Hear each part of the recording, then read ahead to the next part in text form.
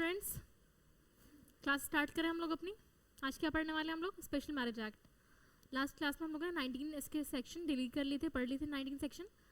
आगे के सेक्शन हम लोग आज पढ़ेंगे।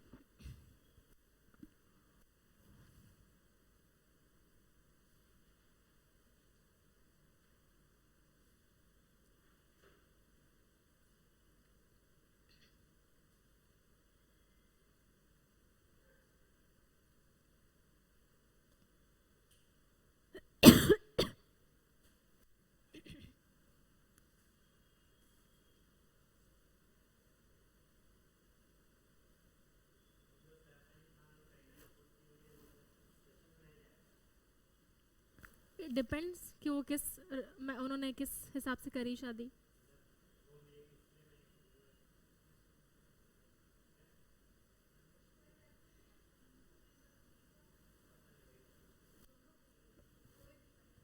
हाँ, वो ये बोल रहा है कि अपोजिट रिलीजन, वो उस चीज़ पे बोल रहे हैं।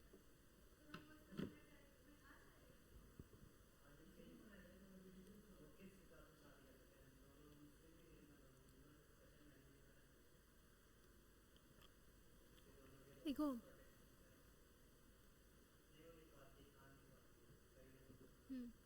तो उसने कन्वर्ट हो गई है, या तो वो या जो भी है। कई बार सेलिब्रिटीज़ क्या करते हैं, जैसे वो खान लिखती है बट जैसे अपने भी रिचुअल्स फॉलो करता है इंसान, हस्बैंड भी करता है, तो मोस्टली लोग तो ये करते हैं। कुछ लोग कन्वर्ट हो जाते हैं, कुछ नहीं कन्वर्ट होते हैं।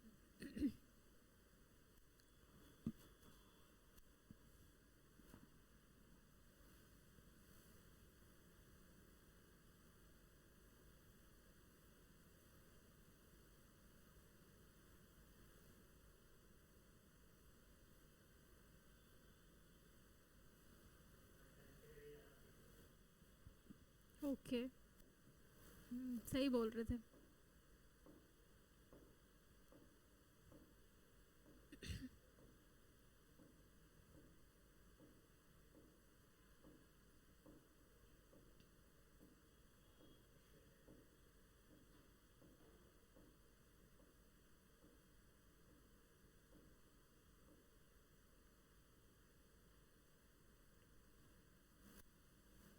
सेक्शन 19 हम लोग का है, effect of marriage on member of undivided family. शादी का क्या असर होगा उस मेंबर पे जो अनडिवाइडेड फैमिली का बंटवारा नहीं हुआ है। The marriage solemnised under this act of any member of an undivided family who professes the Hindu, Buddhist, Sikh or Jaina religion shall be deemed to effect his severance from such family. तो अगर उस इंसान ने शादी की है, हाँ ठीक है जाओ, अगर कोई इंसान है वो हिंदू अनडिवाइडेड फैमिली का मेंबर है, अभी डिवीजन नहीं हुआ है फैमिली का, और वो इस एक्ट के अंदर शादी करता है, तो अगर वो किससे बिलोंग करता है, बुद्धिस्ट, जैन, सिख या हिंदू रिलीजन का है, तो जैसी शादी होती है उसका क्या असर पड़ेगा कि उस फैमिली से अलग माना जाएगा, उसे सीवियर हो जाएगा, सीवियरेंस फ्रॉम द फैमिली।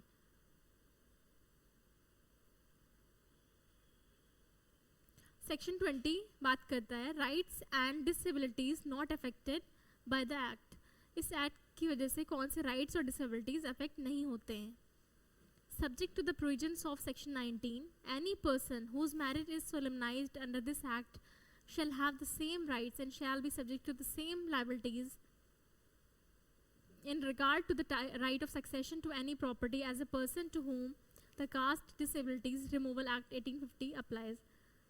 तो जो सेक्शन 19 दे रखा है उसको ध्यान में रखते हुए कोई भी इंसान जिसकी शादी सोलमनाइज हुई है इस एक्ट के अंदर, उसके पास सेम राइट्स होंगे और सेम लाइबिलिटीज़ होंगी राइट ऑफ सक्सेशन के केस में टू एनी प्रॉपर्टी, किसी प्रॉपर्टी से रिलेटेड एज अ पर्सन, एक पर्सन की तरह जिस पे caste disabilities removal act 1850 apply होता है। नेक्स्ट प्रोविजन है हमारा succession to property of parties married under the act. इस एक्ट के अंदर जो पार्टीज शादी कर रही हैं उन्हें सक्सेशन कैसे मिलेगा, ठीक है। notwithstanding any restrictions contained in the Indian Succession Act 1925 with respect to its application to members of certain communities, succession to the property or any person whose marriage is solemnized under this act and to the property of the issue of such marriage shall be regulated by the provisions of said act, and for the purposes of this act shall have effect as if chapter 3rd of part 4 special rules for parsi intestate has been omitted therefrom. फिर हम लोग बात करेंगे section 21 की ए की, जो है special provision in certain cases. क्या स्पेशल प्रोविजन है? तो where the marriage is सोलमनाइज्ड under this act of any person who professes the Hindu, Buddhist, Sikh or Jain religion with the person who professes the Hindu,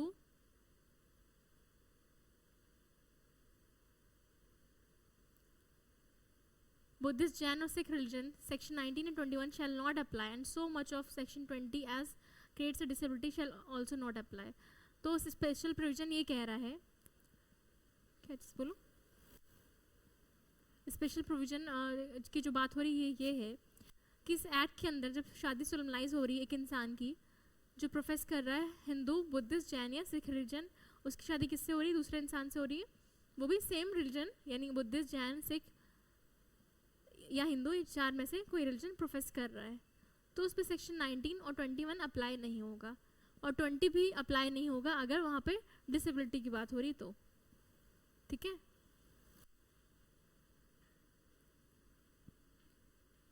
next तुम्हारा chapter 5 है restitution of conjugal rights and judicial separation.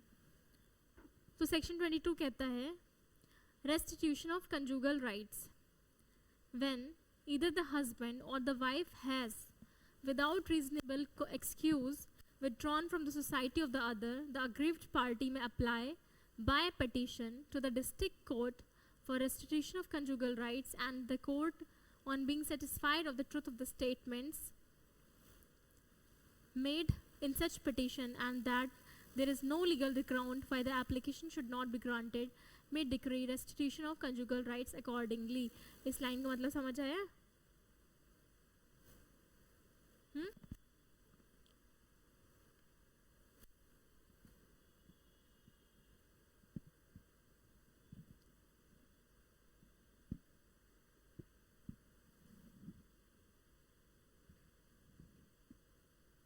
समझ आया किसी को? अनुष्का?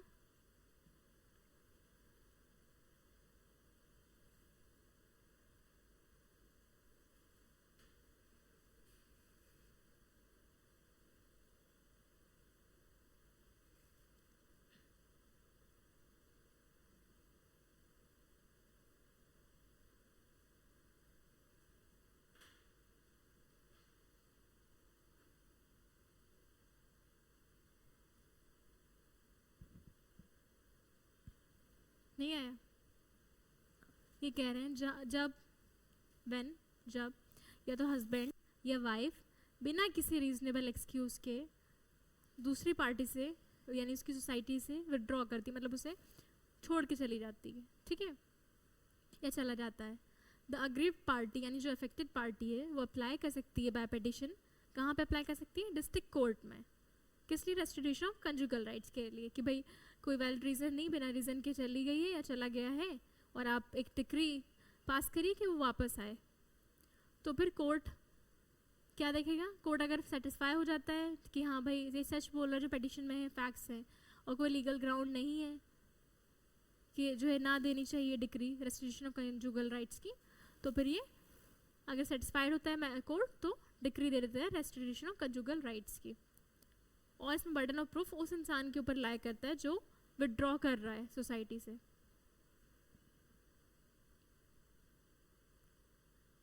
देखो है वही चीज़ लिखी हुई है. Where a question arises whether there has been reasonable excuse for withdrawal from the society, the burden of providing a reasonable excuse shall be on the person who has withdrawn from the society.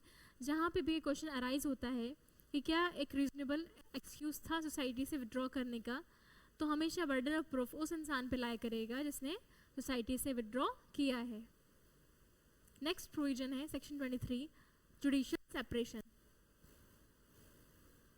A petition for judicial separation may be presented to the district court either by the husband or the wife. Judicial separation की petition कहाँ present करी जा सकती है? District court में. कौन present कर सकता है? Husband भी present कर सकता है, wife भी present कर सकती है. किन grounds पे? अब वो हम लोग देख लेते हैं. On any of the grounds specified in subsection 1 and subsection 1A of section 27 on which a petition for divorce might have been presented. तो इसके section 27 के subsection 1 और subsection 1A में जो grounds दे रखे हैं जिनके लिए divorce लिया जा सकता है उन grounds पे judicial separation ले सकते हैं. फिर दूसरा point है और यानी या on the ground of failure to comply with the decree for restitution of conjugal rights.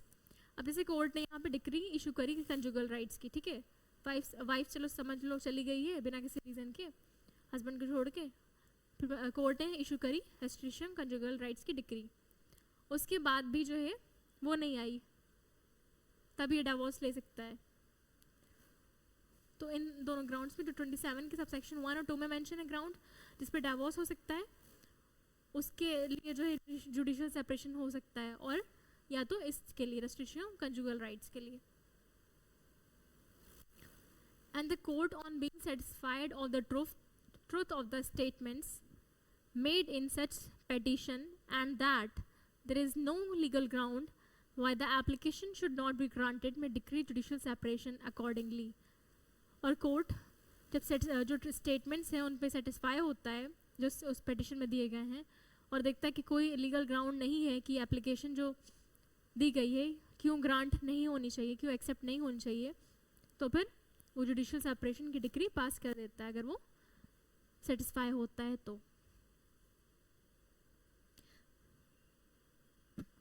Where the court grants a decree for judicial separation, it shall be no longer obligatory for the parties to cohabit with the respondent, petitioner to cohabit with the respondent, but the court may, on the application by petition of either party and on being satisfied of the truth of the statements made in such petition, resign the decree if it considers it just and reasonable to do so. समझ आया ये? ठीक है, बता रही हूँ. जहाँ पे कोर्ट डिक्री देता है जुडिशियल सेपरेशन की, तो यहाँ पे अब नो लॉन्गर अब यहाँ पे ऑब्लिगेटरी नहीं है कि पेटिशनर रहे रिस्पोंडेंट के साथ, लेकिन दोनों में से पेटिशनर रिस्पोंडेंट में से कोई भी अगर पेटिशन फाइल कर दे कोर्ट में, एप्लीकेशन दे दे, ठीक है, हस्बैंड दे या फिर वाइफ दे पेटिशन कोर्ट में, और कोर्ट अगर सेटिस्फाई होता है तो फिर वो डिक्री को खारिज भी कर सकते हैं. फिर चैप्टर 6 है nullity of marriage and divorce. Section 24 wide marriages.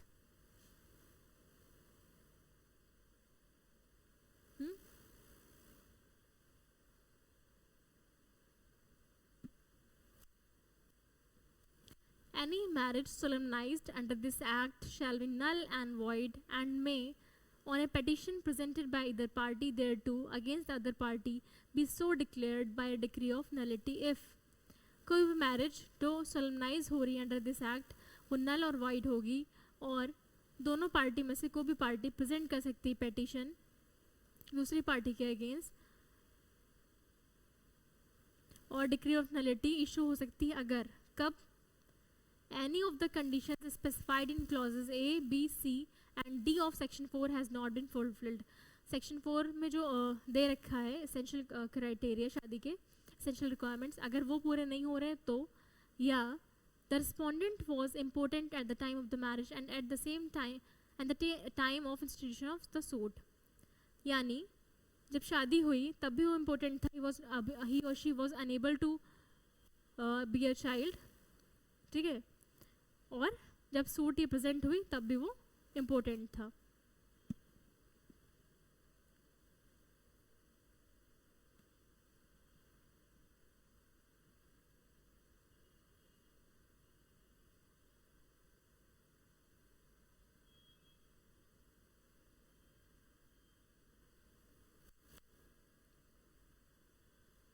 Section 25 है तुम्हारा voidable marriages.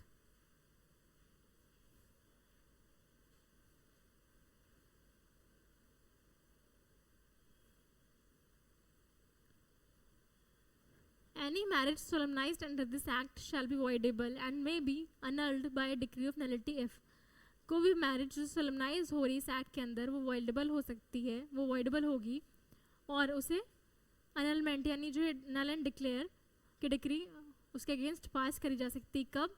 If the marriage has not been consummated owing to the wilful refusal of the respondent to consummate the marriage.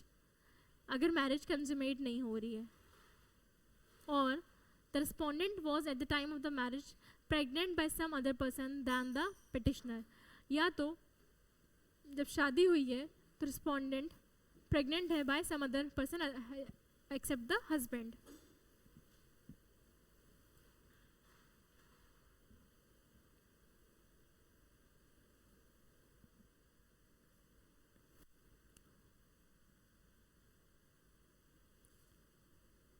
या फिर consent जो है जो party का कैसे लिया गया है बाय फ्रॉड और coercion as defined in the contract act 1872. Fraud और कोर्जन डिफाइंड है ना. कोर्जन क्या होता है?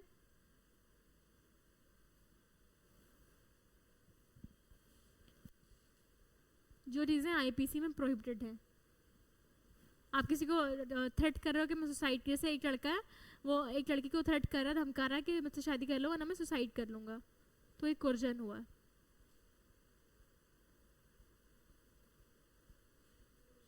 कोर्जन, ये देखो वर्ड, ये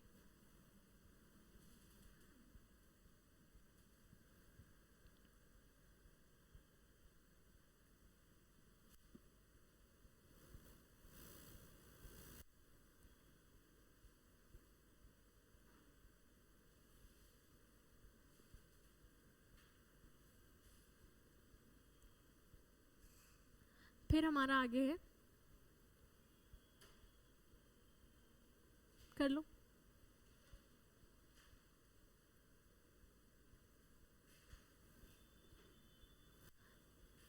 Provided further that in the case specified in clause 3 the court shall not grant a decree if clause 3 में जो चीज़ें मेंशन है, यानी ये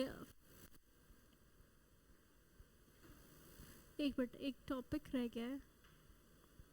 हाँ, जो क्लॉज सी है तुम्हारा, that marital intercourse with the consent of the petitioner has not taken place since the discovery by the petitioner of the existence of the grounds for a decree.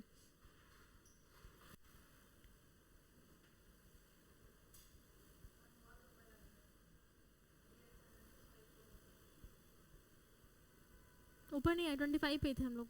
अच्छा हाँ हाँ ठीक है, समझ गई.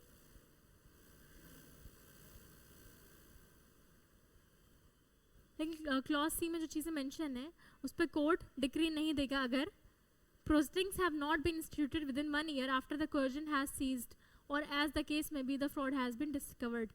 मतलब जब कोर्जन सीज कर जाए, वो चीज़ कोर्जन ख़त्म हो जाए या फ्रॉड आपको जब डिस्कवर कर लिया आपने, जब फ्रॉड पता लग गया, उसके 1 ईयर तक, 1 साल तक अगर आपने केस नहीं फाइल किया तो फिर आपके पास राइट नहीं हो रहेगा कि आप इस बेसिस पे डिवोर्स ले सकें, अपनी शादी जो है वॉइड डिक्लेयर करा सकें. बी क्लॉज है, the petitioner has with his or her free consent lived with the other party to the marriage as husband and wife after the coercion had ceased.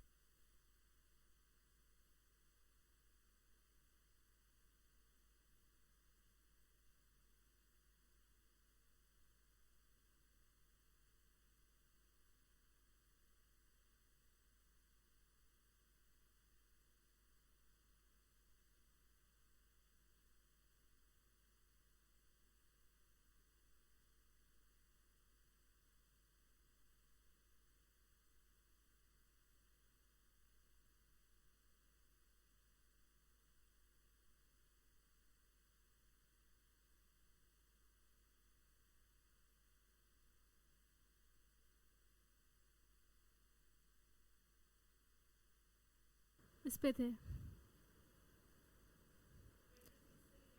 हाँ, legitimacy of children of section 26 legitimacy of children of void and voidable marriages. Notwithstanding that a marriage is null and void under section 24, any child of such marriage who would have been legitimate if the marriage had been valid shall be legitimate whether such child is born before or after the commencement of the Marriage Laws Amendment Act 1976. तो ये कह रहे हैं इस section में कि अगर कोई मैरिज वॉइड डिक्लेयर हो रही है तो अगर वो वॉइड डिक्लेयर ना होती तो वैलिड अगर होती तो जैसे ही तब एक बच्चा लेजिटिमेट होता वैसे ही तब भी लेजिटिमेट माना जाएगा अगर वॉइड डिक्लेयर हो रही तब भी, ठीक है. और भले ही वो बच्चा चाइल्ड जो है इस अमेंडमेंट एक्ट 1976 का उससे पहले उसका बर्थ हुआ हो या इसके बाद हुआ हो. फिर तुम्हारा सेकेंड क्लॉज है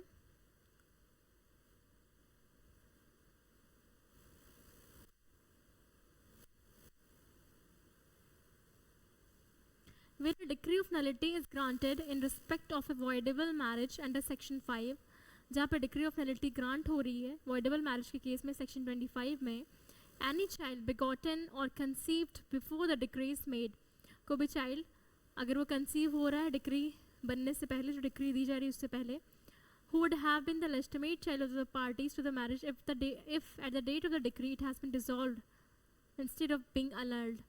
तो जो लेजिटिमेट चाइल्ड होता पार्टीज़ का, जो शादी में जो पार्टीज़ हैं डिक्री की डेट पे अगर मैरिज डिसॉल्व होती नल डिक्लेयर होने के बजाय, shall be deemed to be their legitimate child, तो वो लेजिटिमेट चाइल्ड ही माने जाएंगे.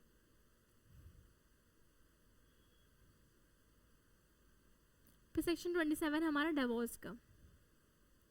Subject to the provisions of this Act and to the rules made thereunder, a petition for divorce may be presented to the district court either by husband or the wife on the ground that the respondent, तो कौन जो है इसमें husband या wife दोनों में से कोई भी जो ग्राउंड्स मेंशन है इसके बेसिस पे डिवोर्स ले सकते हैं.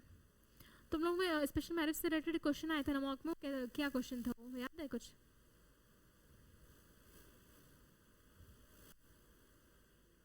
क्या पूछा गया था?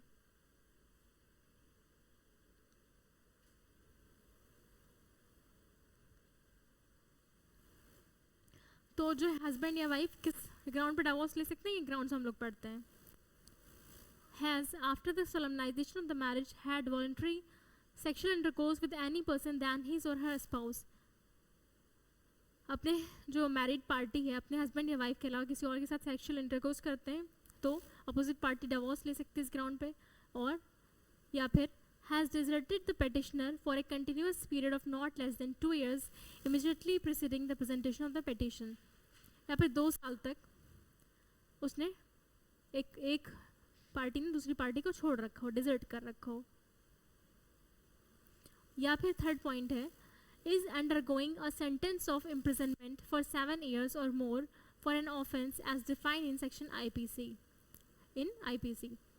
तो अगर 7 साल या 7 साल से ऊपर की उसे सज़ा हो जाए. ये वाला पॉइंट उसमें भी था dissolution of Muslim marriage act 1939 में.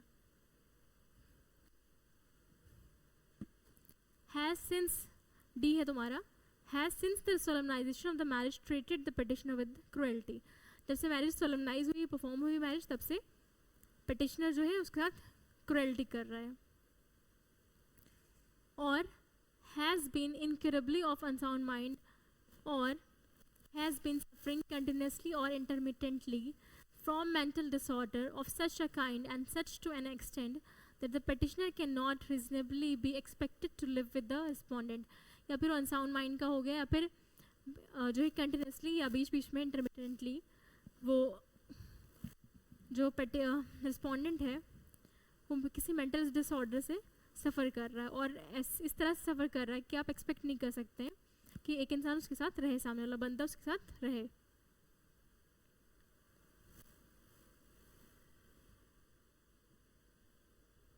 तो यहाँ पे जो मेंटल डिसऑर्डर की बात करी गई है उसे यहाँ पे इन्होंने डिफाइन किया है.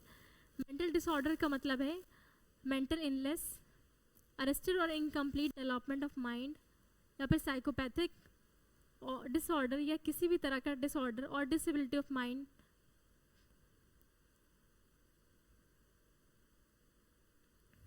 या फिर वो वनरल डिजीज से सफ़र कर रहा है, जो इसका कम्युनिकेबल फॉर्म हो, जो स्प्रेड हो सकती है. कम्युनिकेबल होता है कि एक दूसरे से स्प्रेड होती है. और has been suffering from leprosy the disease not having been contacted from the petitioner. और या तो जो है लेप्रोसी एक डिजीज़ होती है, उससे वो सफ़र कर रहा है. और has not been heard of as being alive for a period of 7 years or more by those persons who would naturally have heard of the respondent if the respondent had been alive. तो वो 7 साल से ज़्यादा उसके बारे में नहीं सुना गया, उसके बारे में कोई इन्फॉर्मेशन नहीं, किनके द्वारा, जिनके पास उसकी इन्फॉर्मेशन होनी चाहिए थी.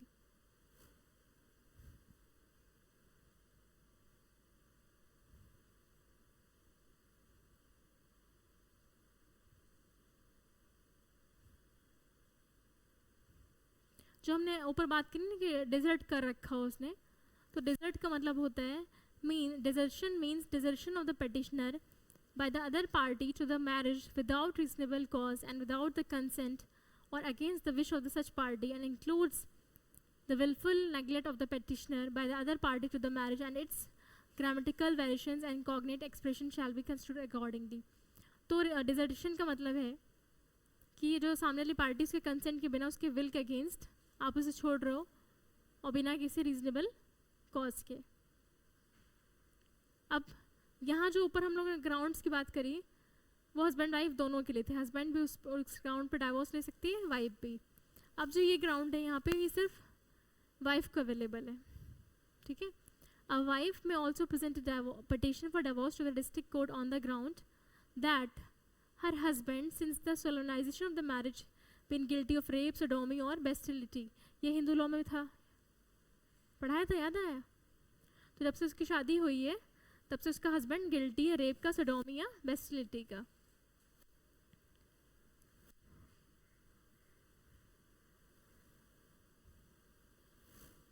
और that in a suit under section 18 of Hindu Adoption and Maintenance Act 1956 or in a proceeding under section 120 of the 5 of the CRPC, a decree or order as the case may be has been passed against the husband awarding maintenance to the wife, notwithstanding that she was living apart, and that since the passing of such decree or order, cohabitation between the parties has not been resumed for 1 year or upwards.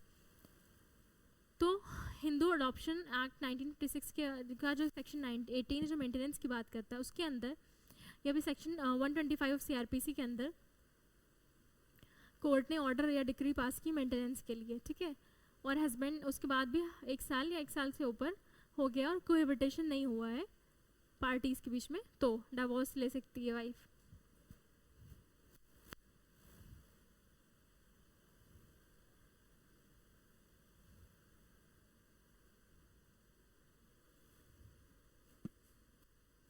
Subject to the provisions of this act and to the rules made thereunder, either party to a marriage, whether solemnized before or after the commencement of Special Marriage Amendment Act 1970, may present a petition for divorce to the district court on the ground.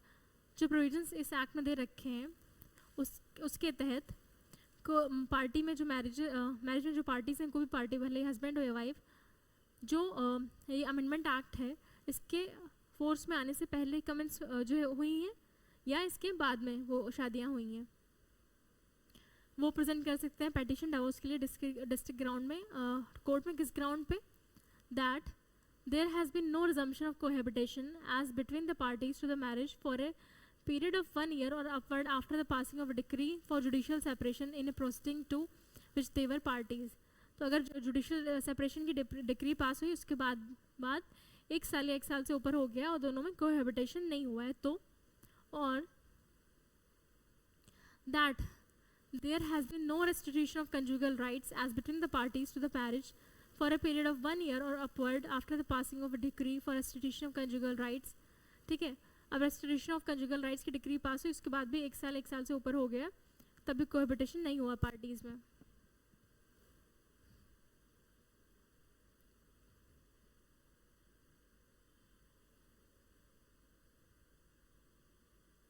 फिर तुम्हारा section 28 है divorce by mutual consent. अच्छा, मुस्लिम law में जो divorce होता है by mutual consent उसे क्या बोलते हैं? नींद आ रही है?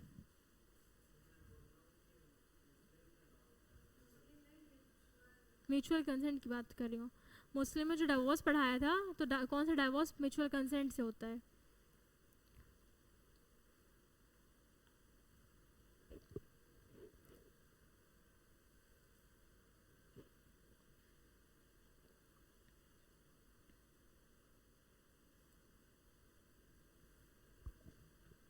कौन सा डाइवोर्स म्यूचुअल कंसेंट से होता है?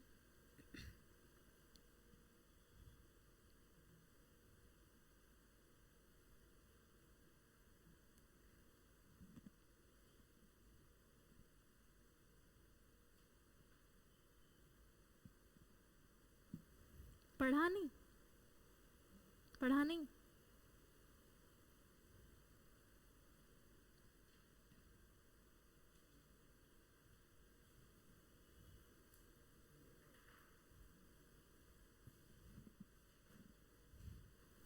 मुबारक, मुबारक, MUBARAT।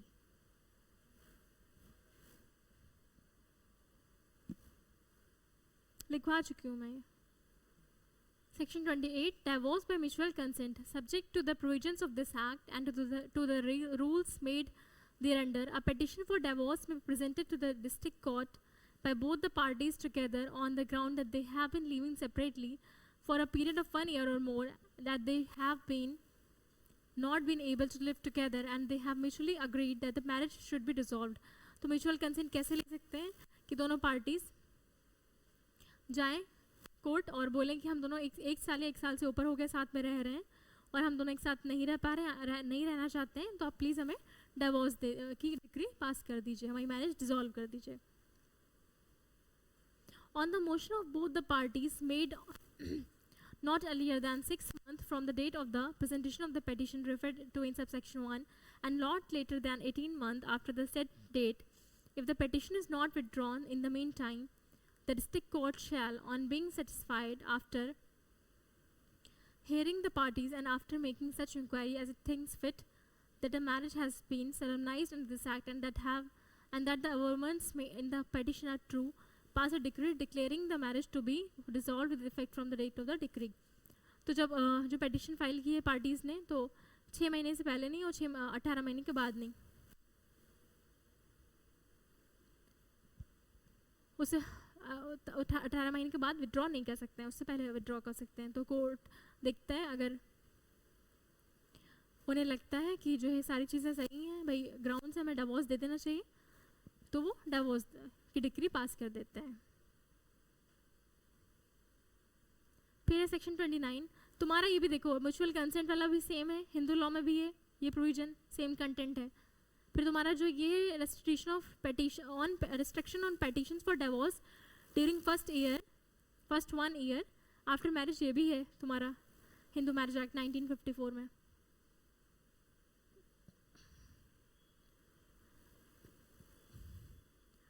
तो ये प्रोविजन ये कहता है, no petition for divorce shall be presented to the district court unless at the date of the presentation of the petition 1 year has passed since the date of entering the certificate of marriage in the marriage certificate book।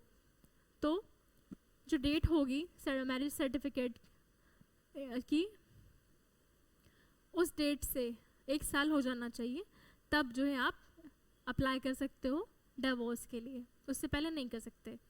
फिर इसका exception दे दिया नीचे, provided that the district court में upon application being made to it allow a petition to be presented before 1 year has passed on the ground that the case is one of exceptional hardship suffered by the petitioner or of exceptional depravity on the part of the respondent, but if it appears to the district court at the hearing, तो इसमें ये चीज़ है कि पहले तो ऊपर इन्होंने दे दिया 1 साल तक आप डिवोर्स के लिए अप्लाई नहीं कर सकते हैं, फिर दे दिया कि अब भाई 1 साल से में ही 1 साल से कम में ही बहुत ज़्यादा ख़राब सिचुएशन है कि डिवोर्स मिल जाना चाहिए, बहुत ही ज़्यादा हार्डशिप है, तो हाई कोर्ट अगर अलाउ कर दे तो आप जा सकते हैं कोर्ट 1 साल से पहले डिवोर्स के लिए। लेकिन अगर जब कोर्ट सुनवाई कर रहा है, यहाँ पे जो डिस्ट्रिक्ट कोर्ट है आपका मैटर देख रहा है और मैटर जो आपका हियर कर रहा है तो उसमें आप उसे अगर पता चलता है कि आपने हाई कोर्ट का कंसेंट की परमिशन बाय फ्रॉड अगर ऑब्टेन करी है, तो वो डिक्री दे देगा, लेकिन मतलब इसमें इंश्योर करेगा कि 1 साल से पहले ये डिक्री फोर्स में ना आए.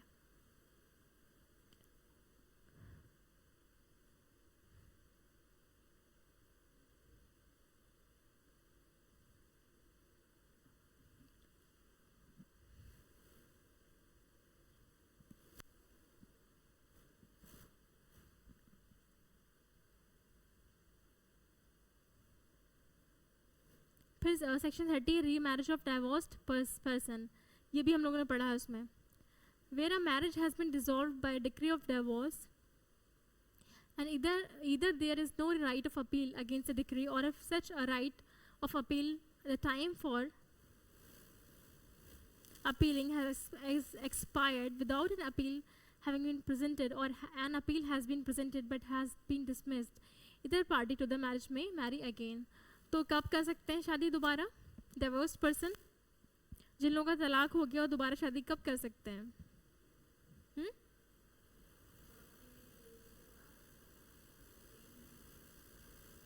कोई टाइम लिमिट नहीं इसमें.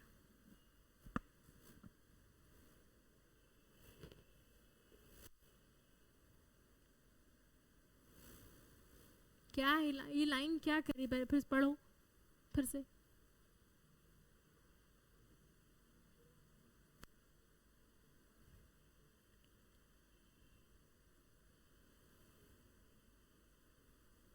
पढ़ लिया इतना?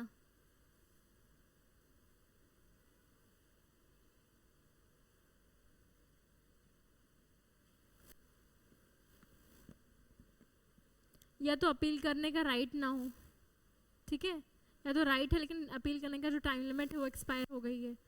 अपील का भी टाइम लिमिट रहती है, हर चीज़ की अलग अलग टाइम लिमिट होती है. या तो अपील आपने की है बट आपकी अपील डिसमिस हो गई है, तो फिर आप शादी कर सकते हैं.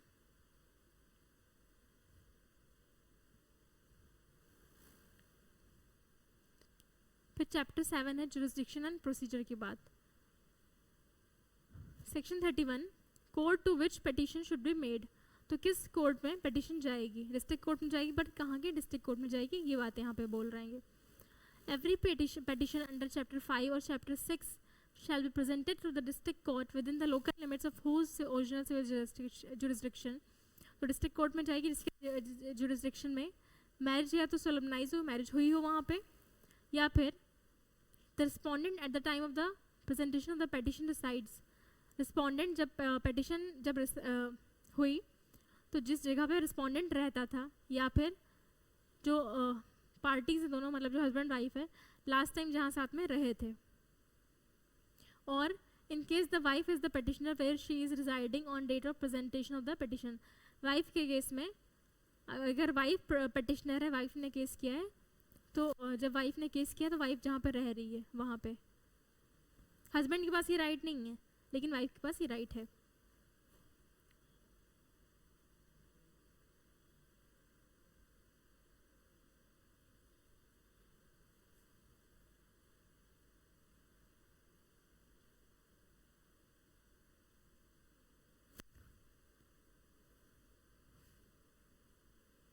Content, section 32, contents and verification of petitions. Every petition under chapter 5 or chapter 6 shall state as distinctly as the nature of the case permits the facts on which the claim to relief. इतना कुछ नहीं है इसमें. Section 33 है proceedings to be in camera and may not be printed or published. Every proceeding under this act shall be conducted in camera and it shall not be lawful for any person to print or publish any matter in relation to any such proceeding except a judgment of the High Court or of the Supreme Court printed or published with the previous permission of the court. तो इस act के अंदर जो proceeding होंगी वो camera में होंगी और पब्लिश नहीं करी जाएंगी, ना प्रिंट करी जाएंगी. लेकिन हाई कोर्ट और सुप्रीम कोर्ट के जजमेंट पब्लिश या प्रिंट करे जा सकते हैं, लेकिन पहले कोर्ट की परमिशन लेनी होगी.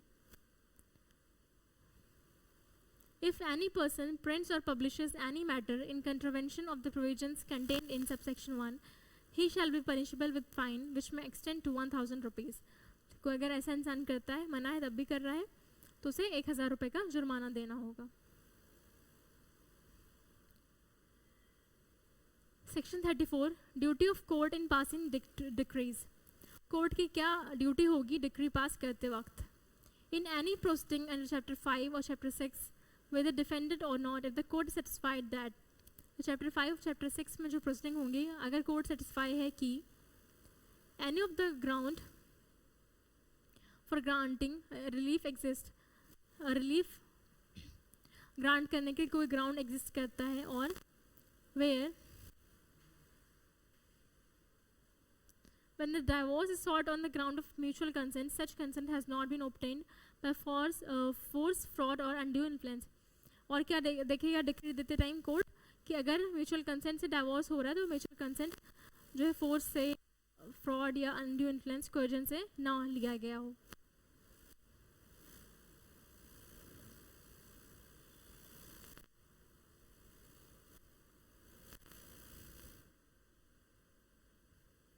और अननेसेसरी डिले ना हुआ हो पिटिशन फाइल करने में.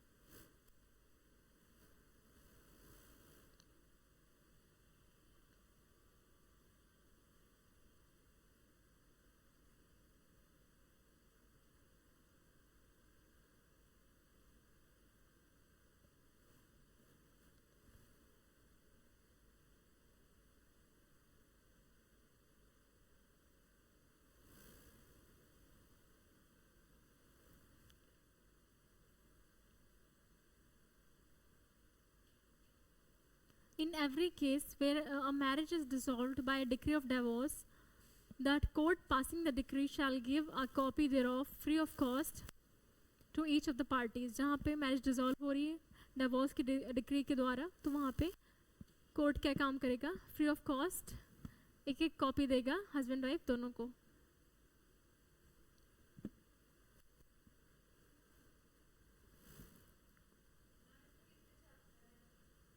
इसमें हमारा 44 या 45 सेक्शन है.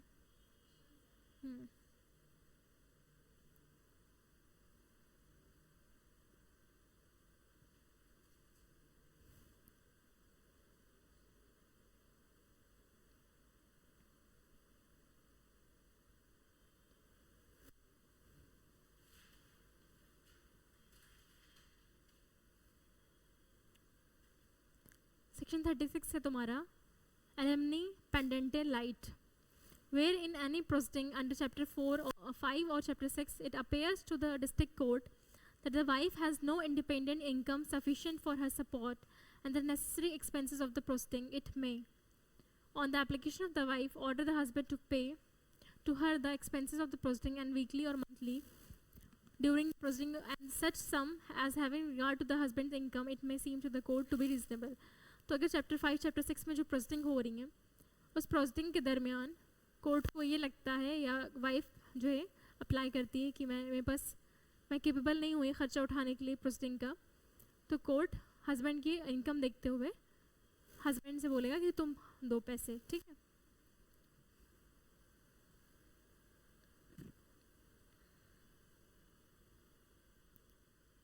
Section 37 permanent alimony and maintenance.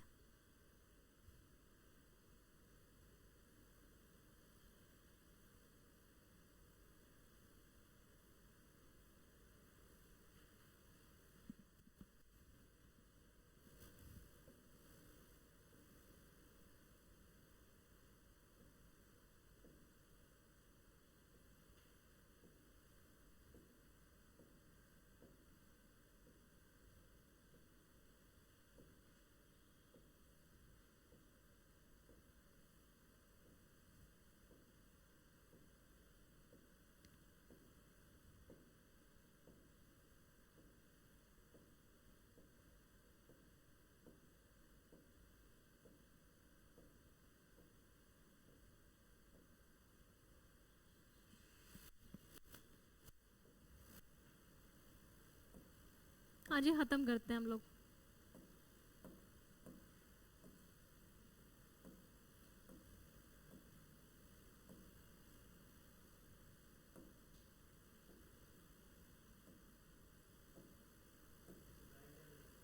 है नहीं हो गया, मैं चेक कर दी कितना है. Permanent section 37 permanent alimony and maintenance. Any court exercising jurisdiction under Chapter 5 or Chapter 6 may, at the time of passing any decree or at any time subsequent to the decree on application made to it for the purpose, order that the husband shall secure to the wife for her maintenance and support, if necessary, by charge on the husband's property such gross sum. तो जो है permanent alimony होती है husband देता है, court जो है उसे बोलता है देने के लिए वाइफ को. ठीक है.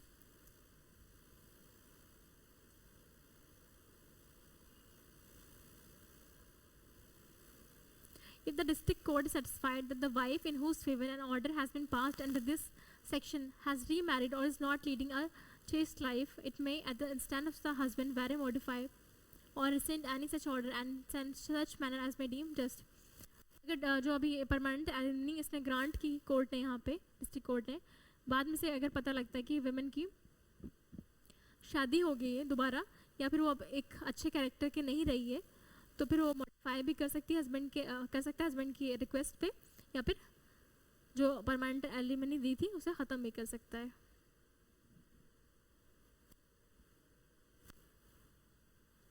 Section 38 custody of children. In any proceeding under Chapter 5 or Chapter 6, the district court may from time to time pass such interim orders and make such provisions and decrees as it may seem to be just and proper with respect to the custody, maintenance and education of minor children, consistently with their wishes wherever possible, and may, after the decree upon application by petition for the purpose, make, revoke, suspend or ban from time to time such. इसमें ये चीज़ कह रहा है कि ये जो है district court जो माइनर चिल्ड्रन के एजुकेशन उनके लिए प्रोविजंस बनाएगा, ऑर्डर पास करेगा time to time.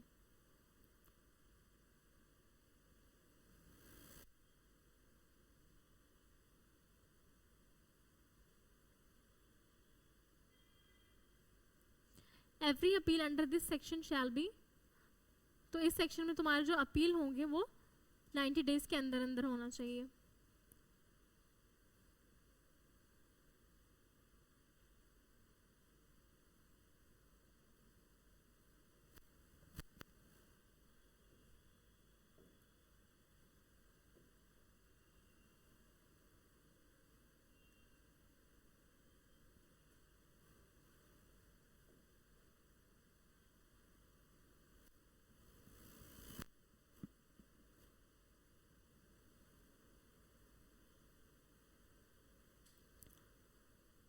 Section 40B ये कहता है every petition under this act shall be tried as expeditiously as possible and endeavour shall be made to conclude the trial within 6 months from the date of service of notice of petition on the respondent.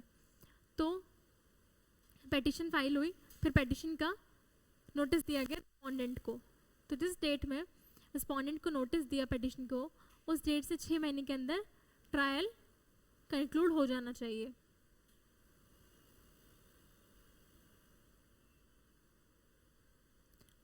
और appeal की अगर बात करें, अगर appeal होगी तो appeal के case में 3 महीने के अंदर कंप्लीट हो जाना चाहिए from the date of service of notice on the respondent. Respondent को जिस डेट में अपील का नोटिस दिया गया है उससे 3 महीने के अंदर, 3 महीने में अपील कंक्लूड हो जानी चाहिए.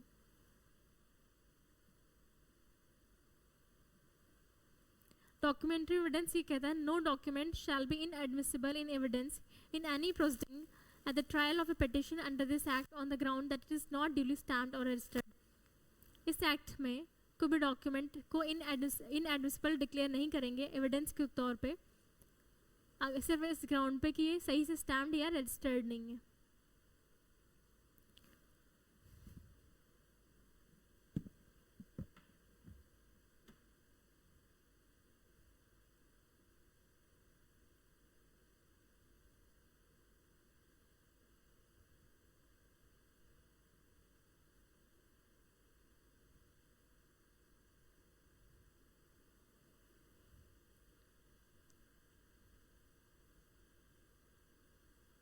हेलो, हाँ क्लास में 6 बजे और होगी. ठीक है.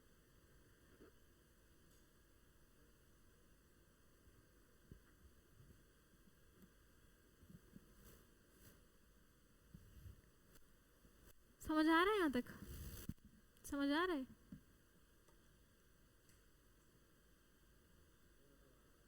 थोड़ा थोड़ा अभी नोट्स बनवा देती हूँ, तब पूरा आ जाएगा.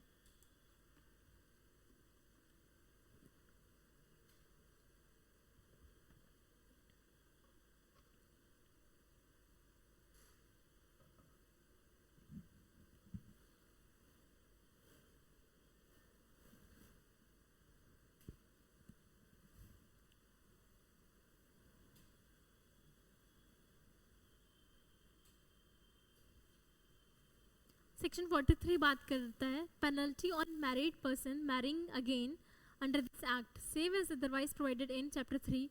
Every person who, being at the time of married, procures a marriage of himself or herself to be solemnized under this act shall be deemed to have committed an offence under section 494 or 495 of the IPC as the case may be, and the marriage so solemnized shall be void. तो हर इंसान जो married है, ठीक है, लेकिन वो इस act के अंदर दोबारा शादी कर लेता है किसी और से, ठीक है, तो ये माना जाएगा कि उसने जो सेक्शन 494 और 495 आईपीसी के बाइगेमी से डील करते हैं उसके अंदर ऑफेंस किया और उसकी शादी वॉइड डिक्लेयर हो जाएगी. Section 44 punishment for bigamy.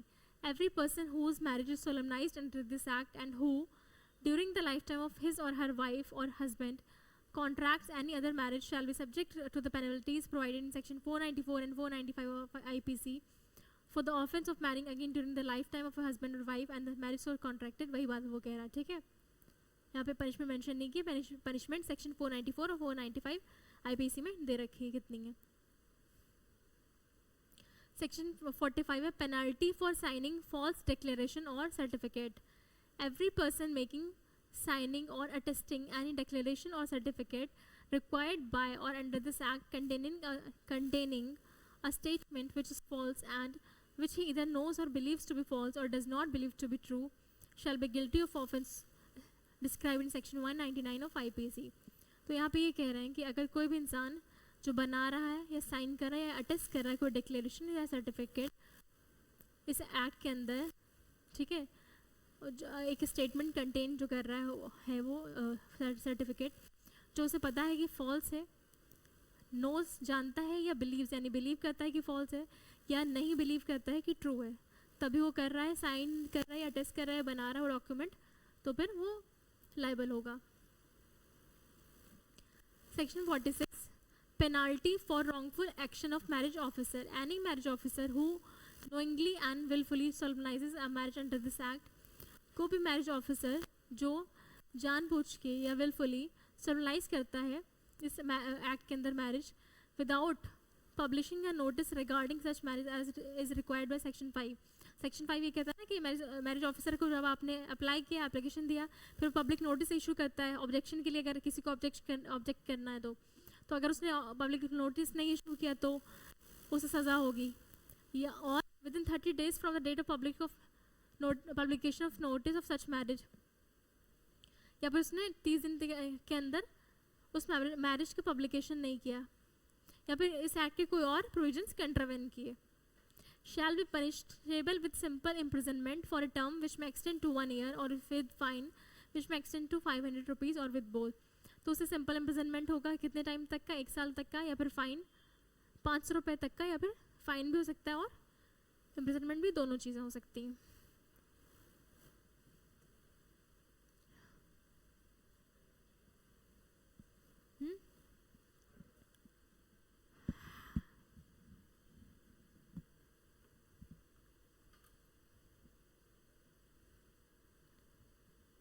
फिर है 47 marriage certificate book to be kept to be open to inspection. The marriage certificate book kept under this act shall at all reasonable times be open for inspection and shall be admissible as evidence of a statement therein contained. तो जो marriage certificate होगा वो किसी भी time जो बिना fees के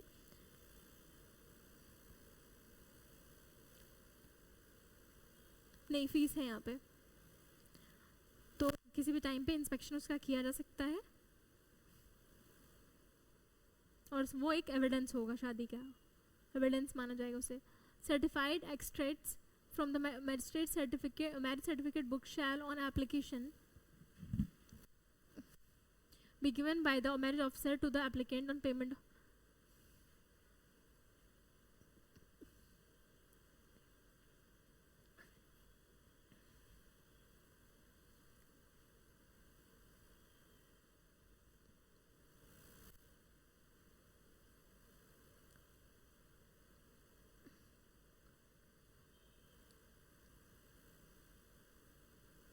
Section 49, correction of errors. Any marriage officer who discovers any error in the form or substance of any entry in the marriage certificate book may, within 1 month next after the discovery of the such error, in the presence of the persons married or in case of their death or absence, in the presence of 2 other credible witnesses, correct the error by entering in the margin without any alteration of the original entry and shall sign the marginal entry and add thereto the date of such correction, and the marriage officer shall make the like marginal entry in the certificate office. इसमें बोल रहे हैं कि शादी हुई, marriage officer ने certificate बनाया, अब मैरिज ऑफिसर को उसमें कोई वो लगी, उसको एरर लगी, तो जब उसे एरर उसने फाउंड की, उसके 1 मंथ दे रखा है ना, 1 महीने के अंदर उसे वो एरर सही करनी होती है. किसके सामने वो सही करेगा? पार्टीज़ के सामने, जो मैरिज की जो पार्टीज़ हैं. अगर वो डेथ हो गई या वो नहीं अवेलेबल है, तो फिर जो विटनेस लगे थे शादी के टाइम पे, उन विटनेस के सामने वो करेक्शन करेगा और फिर उनके साइन भी करवाएगा और डेट मेंशन करेगा किस डेट में करेक्शन हुआ है.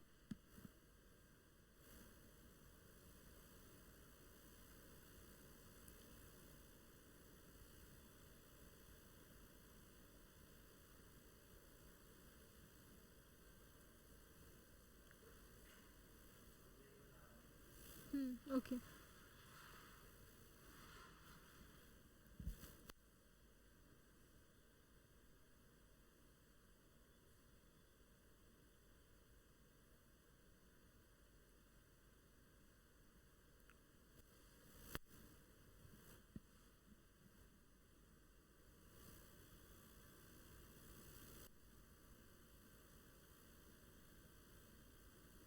फिर तुम्हारा जो शेड्यूल दे रखे हैं ना, तो फर्स्ट शेड्यूल में तुम्हारा मेंशन है degrees of prohibited relationship.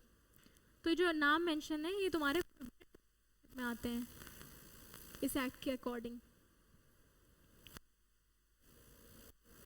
Prohibited relationship वो होता है बेटा जिनसे शादी प्रोहिबिट होती है, इनसे शादी नहीं हो सकती है.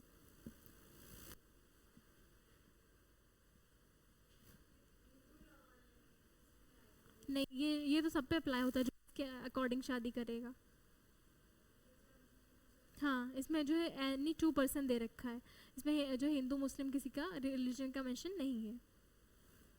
तो कौन जो शेड्यूल 1 बात कर रहा है किसका? प्रोहिबिटेड रिलेशनशिप की. फर्स्ट शेड्यूल प्रोहिबिटेड रिलेशनशिप में कौन कौन आ रहा है? मदर, फादर्स विडो यानी स्टेप मदर, मदर्स मदर माँ की माँ यानी नानी, step grand mother, mother's mother's mother मतलब पर नानी. ठीक है, मदर्स मदर्स माँ की मम्मी की पापा की window, step great grand mother, mother की फादर की मदर. हाँ क्या बोलो, जिंदा रहे तब ना.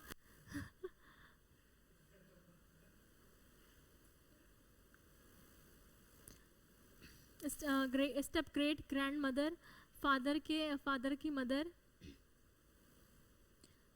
यानी जैसे मैं हूँ, मेरे फादर जो हैं उनके फादर यानी जो मेरे दादा हैं उनकी मम्मी, उनसे शादी नहीं हो सकती है. जैसे मेरे दादा की मम्मी कौन हुई? मेरी परदादी हुई ना. क्या इलॉजिकल है?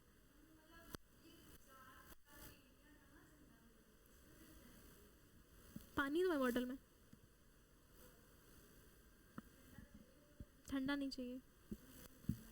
अच्छा, नॉर्मली चाहिए, ठंडा नहीं. इसमें ला दो.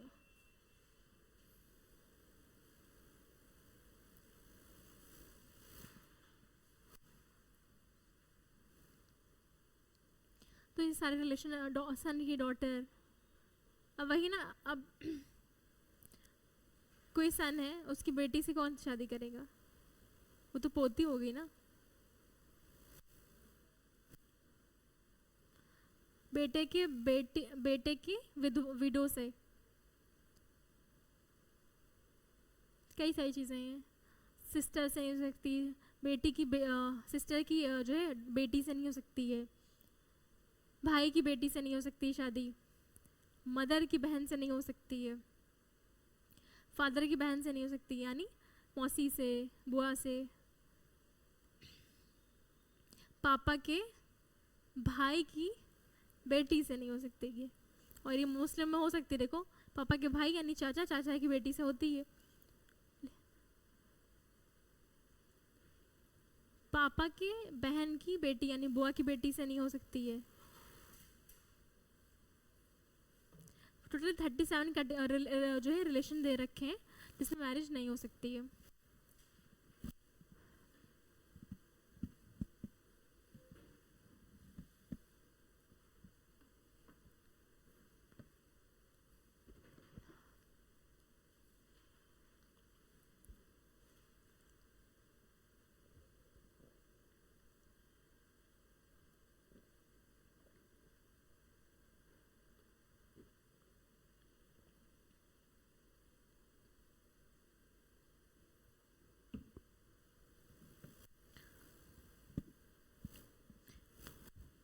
ये देखो तुम्हारा शेड्यूल 1 है ना, प्रोहिबिटेड डिग्री, टोटल 37 रिलेशंस दे रखे हैं किसके साथ शादी नहीं हो सकती इस एक्ट के अकॉर्डिंग। अच्छा दिखा रही हूँ, तुमने मिस कर दिया ये चीज़। देखो यहाँ से स्टार्ट है।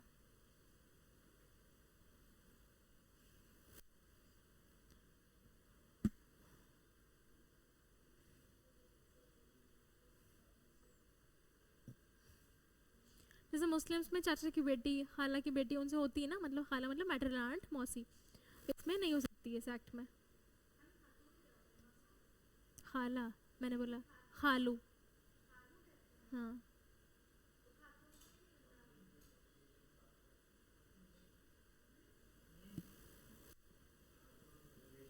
नेम भी नहीं है, ऐसी फीमेल को एड्रेस करने के लिए खातून बोल सकते हैं, कोई नेम नहीं है फीमेल।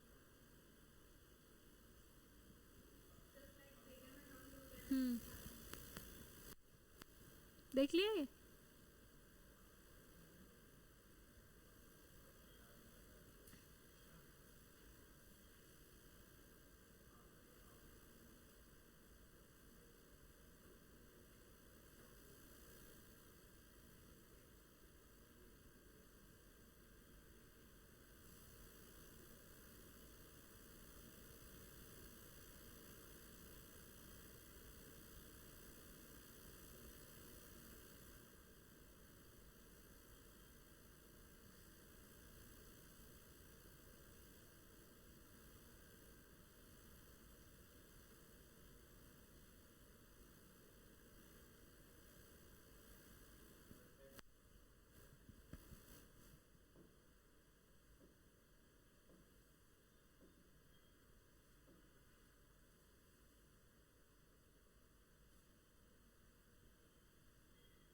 और इसमें जो विडो की बात करी गई है, अगर वो डाइवोर्स्ड वाइफ है तो भी विडो मानी जाएगी। मतलब विडो का मतलब ये नहीं कि जो इसका हस्बैंड खत्म हो गया तो आपकी उस विडो से नहीं हो सकती, डाइवोर्स हो चुका था उसके।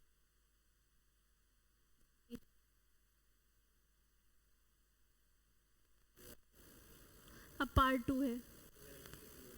हम्म,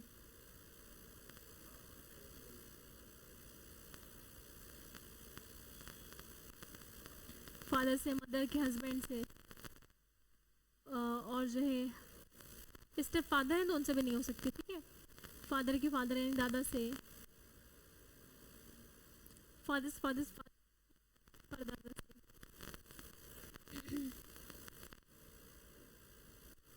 रीड करते जाओ।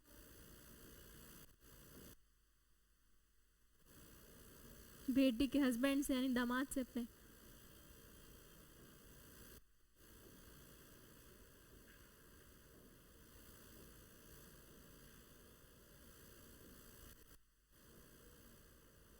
मतलब हस्बैंड का मतलब है अगर डिवोर्स्ड हस्बैंड है तो भी माना जाएगा, उससे भी नहीं हो सकती, ठीक है।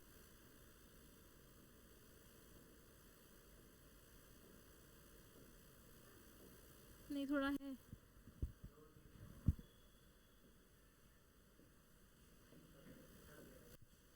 थक गया। सेकेंड शेड्यूल में दे रखा है कि ये नोटिस कैसे दिया जाएगा मैरिज ऑफिसर को।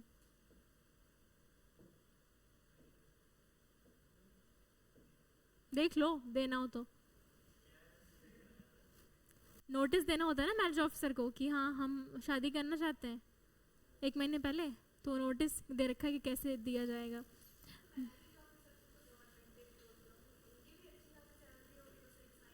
हाँ अच्छी खासी सैलरी होगी।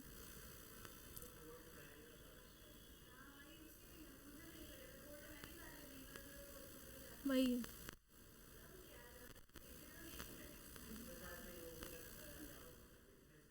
विटनेस है तो 3 विटनेस है।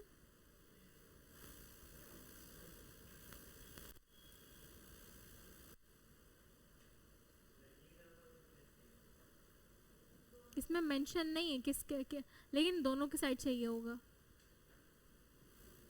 मैं टोटल 3 विटनेस की बात की, मेंशन नहीं किसके कितने। देखो जो है कंडीशन आप क्या है, मैरिड है, अनमैरिड है, widower, divorcee, unmarried window, divorcee, ठीक है। और आपका ऑक्यूपेशन, एज, कहाँ पे रहते हैं, परमानेंट प्लेस, रेजिडेंस का पूरा एड्रेस।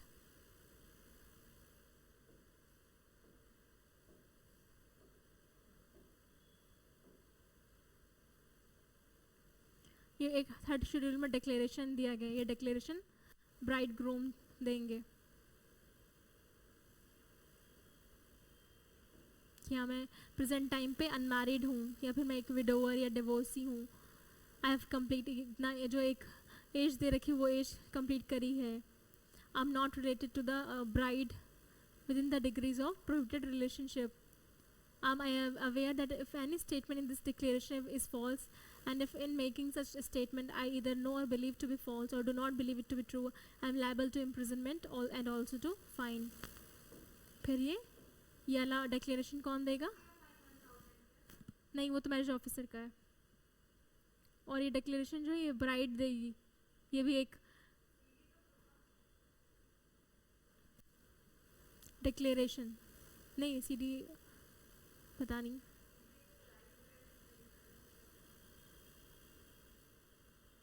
पता नहीं ये क्या है यहाँ पे।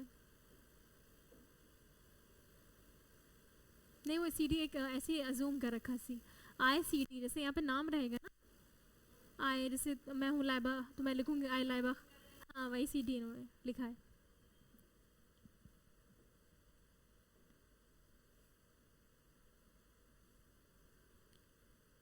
फिर यहाँ पे 3 विटनेस होंगे, विटनेस के नाम रहेंगे और फिर मैरिज साइन रहेंगे, फिर मैरिज ऑफिसर यहाँ पे काउंटर साइन करेगा। फोर्थ शेड्यूल में सर्टिफिकेट ऑफ मैरिज दे रखा है। पहले शेड्यूल में हमने देखा प्रोहिबिटेड रिलेशनशिप, फिर सेकंड में देखा कि नोटिस मैरिज कैसे देगा, एप्लीकेशन पार्टी कैसे देगी, फिर थर्ड में हमने देखा जो वो डिक्लेरेशन वाला है, फिर फोर्थ शेड्यूल में दे रखा है मैरिज का सर्टिफिकेट। मैरिज ऑफिसर जो सर्टिफिकेट बनाएगा वो कैसा होगा, देख लो फॉर्मेट।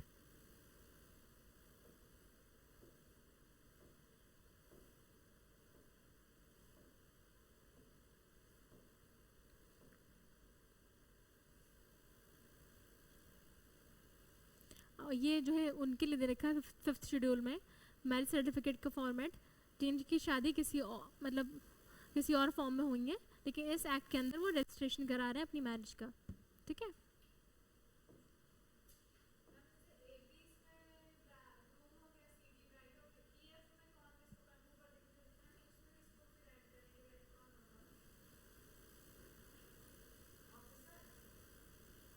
हाँ ये मैरिज ऑफिसर अपना नाम लिखिएगा वहाँ पे।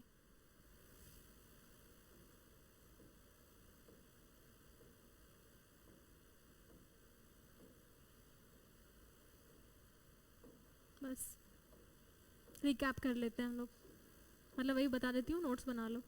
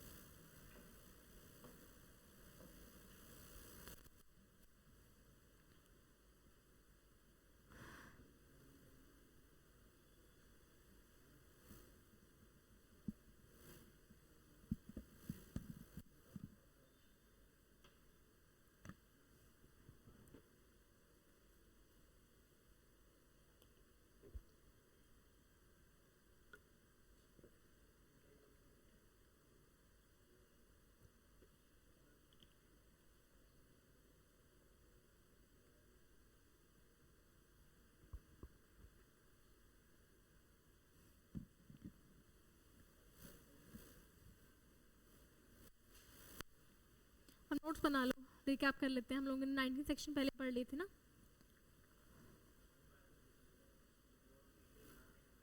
विच इज ठीक है, उसी से लिख लेना। तो ये marriage, special form of marriage के लिए है, रजिस्ट्रेशन, मैरिज के रजिस्ट्रेशन के लिए और डिवोर्स के लिए।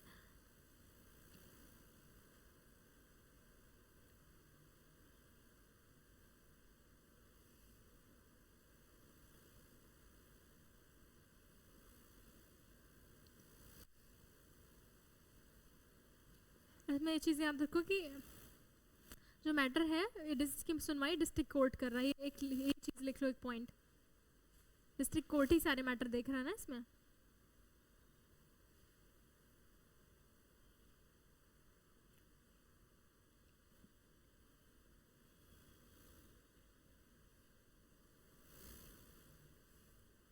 और इस एक्ट में दो या एनी 2 पर्सन लिख लो कि कोई भी 2 लोग शादी कर सकते हैं, ये रिलीजन के अकॉर्डिंग नहीं है ये एक्ट। दूसरी चीज़ ये लिख लो कि मैरिज ऑफिसर को स्टेट गवर्नमेंट अपॉइंट करता है, एक या एक से ज़्यादा मैरिज ऑफिसर को अपॉइंट कर सकता है पूरे स्टेट या स्टेट के किसी पार्ट के लिए।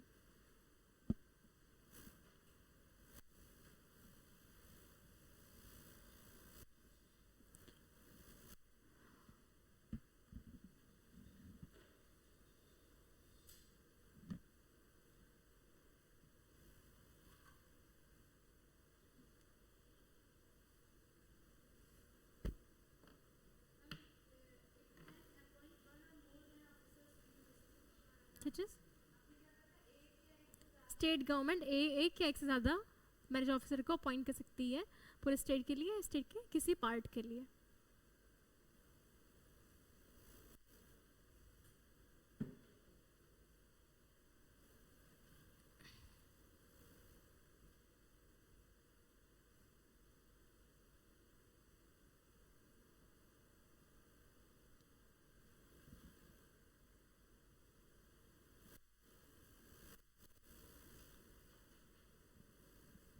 कंडीशंस लिखो, क्या कंडीशंस हैं स्पेशल मैरिज के लिए।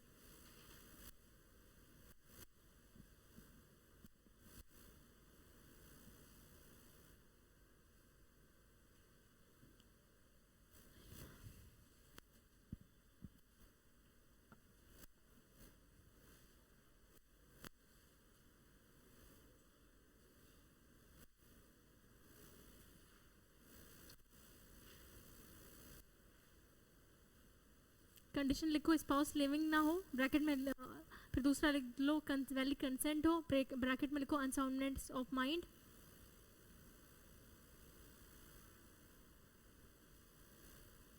लिखो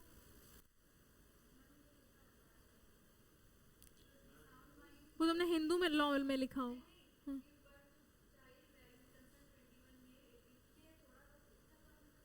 अच्छा अमन, तुमने लिखा है निखिल? ठीक है।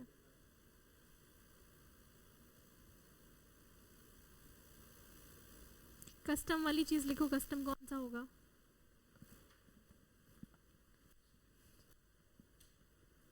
कस्टम की क्या एसेंशियल रिक्वायरमेंट है कि वो कंटिन्यूसली ऑब्जर्व किया जाना चाहिए और अपोज ना हो पब्लिक पॉलिसी के।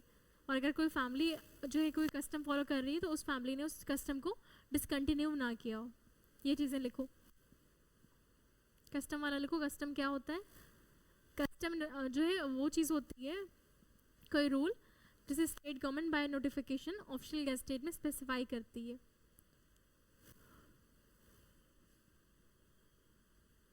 तभी ये कस्टम माना जाएगा। सिंपल वर्ड्स में लिखो, इतने टफ इंग्लिश में मत लिखो। स्टेट गवर्नमेंट ऑफिशियल गैजेट में जिन चीज़ों को स्पेसिफाई करती है किया है उसने, उन्हें कस्टम माना जाएगा। और कस्टम जो है कंटिन्यूसली ऑब्जर्व होने चाहिए। ये लाइन जो लिखी ना, कंटिन्यूसली ऑब्जर्व होने चाहिए और वो अनरीजनेबल ना हो, पब्लिक पॉलिसी के अपोज्ड ना हो।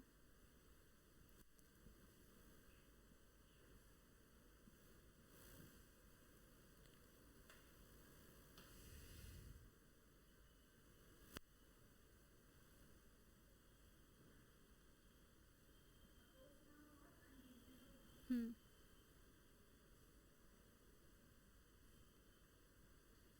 और अगर कोई कस्टम एक फैमिली जो है ऑब्जर्व कर रही है तो वो कस्टम उस फैमिली ने डिसकंटिन्यू ना किया हो।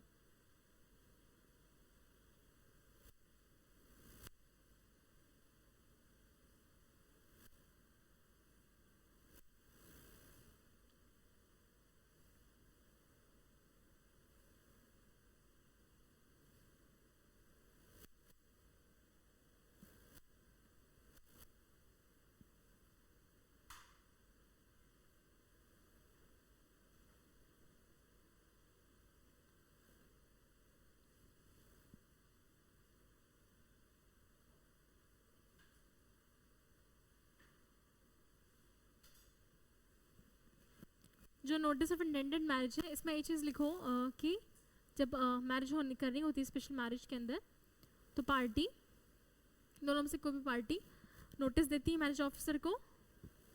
कहाँ के मैरिज ऑफिसर को देगी? जहाँ करनी वहाँ के एटलीस्ट वहाँ पे वो एक महीना 30 डेज रहे, 30 डेज रहे।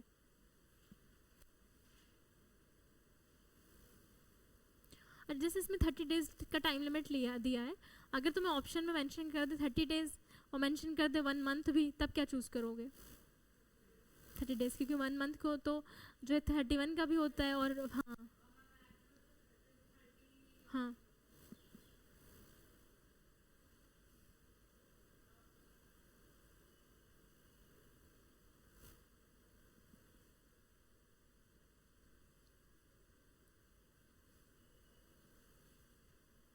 अपने वर्ड्स में जितना इजी में लिख पाओ और तुम्हें समझ आए।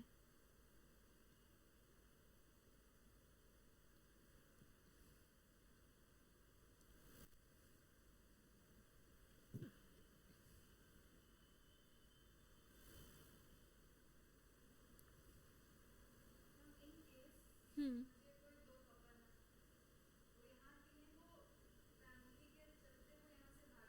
हम्म।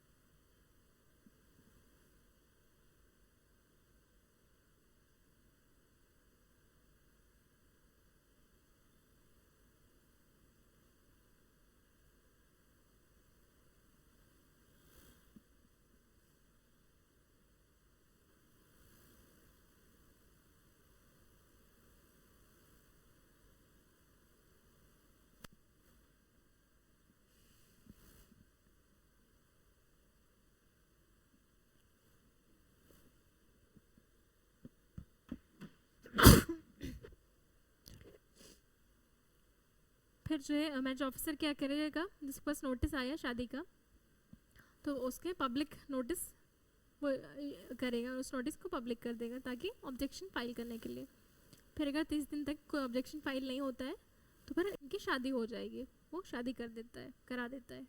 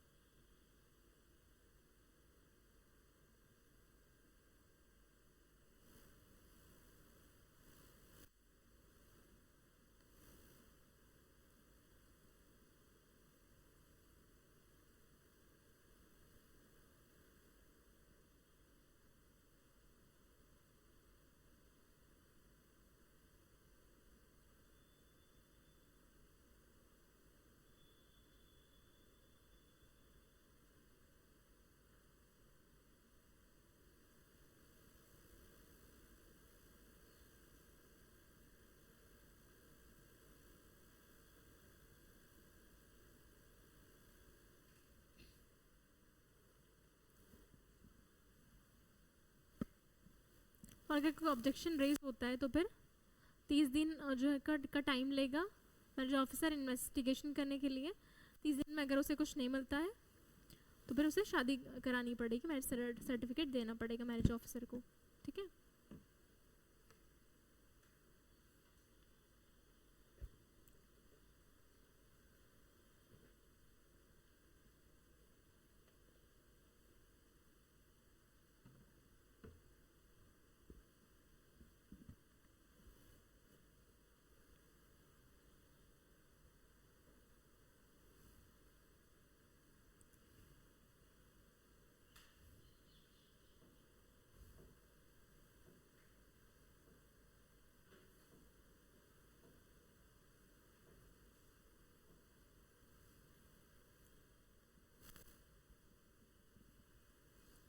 जब शादी सोलमनाइज होती है तो जो पार्टीज़ हैं मैरिज में, हस्बैंड वाइफ, वो साइन करते हैं और 3 विटनेस साइन करते हैं। फिर उसके बाद काउंटर साइन करता है मैरिज ऑफिसर। यहाँ पे बस 3 विटनेस मेंशन किया गया है, ये नहीं मेंशन किया गया है कि दोनों पार्टीज़ की तरफ से कितने कितने विटनेस होने चाहिए। ठीक है।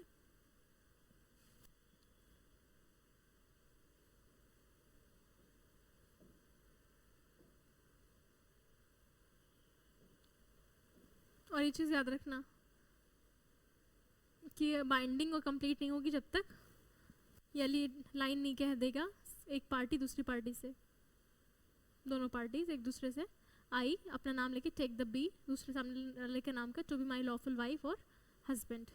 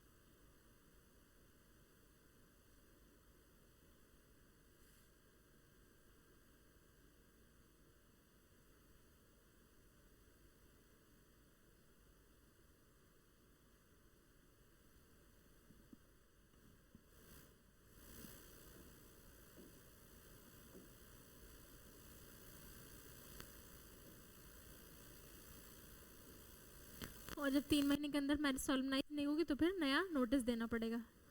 जो पार्टीज मैरिज करना चाहती हैं वो नया नोटिस देंगी मैरिज ऑफिसर को, तब फिर कर सकती हैं। ये लाइन लिख लो, new notice when marriage is not solemnized within 3 months, बस इतना लिख लो।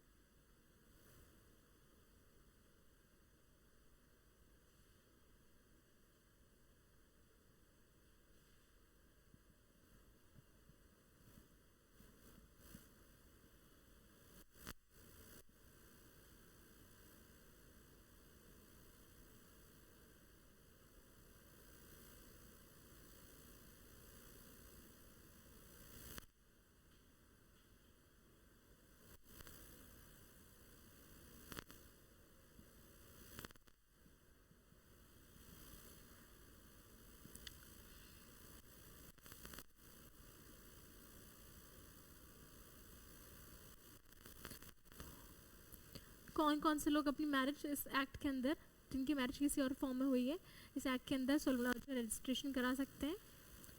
ये कंडीशन है उनकी, ये लिख लो।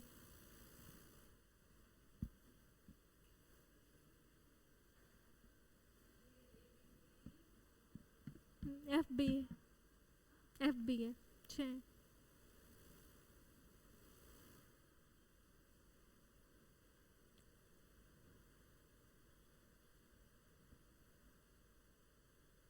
कि मैरिज सेरेमनी हुई, दोनों एज हस्बैंड एंड वाइफ रह रहे हैं तब से। और दूसरा ये है कि एक स्पाउस लिव, एक से ज़्यादा स्पाउस लिविंग नहीं है। तीसरा है कि शादी के टाइम पे जो है कोई भी पार्टी इडियट या ल्यूनेटिक नहीं है। दूसरा है कि 21 ईयर्स ऑफ एज कंप्लीट हो गई है। फिफ्थ है कि प्रोहिबिटेड डिग्री में नहीं है रिलेशंस। सिक्स्थ है कि जो है जहाँ पे एप्लीकेशन दी है रजिस्ट्रेशन की, वहाँ पे पार्टीज रह रही हैं 1 महीने से।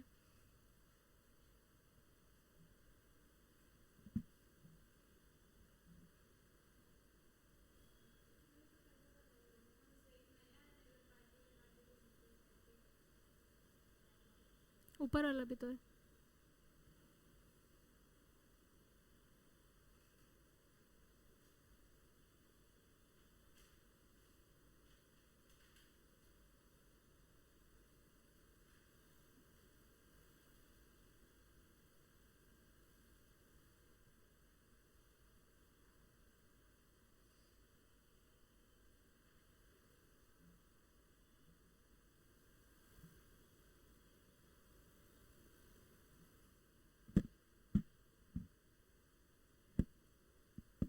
ठीक है, लिखना ही है। मैं क्लास जो है ओवर कर रही हूँ, तुम लोग लिख लो, ठीक है।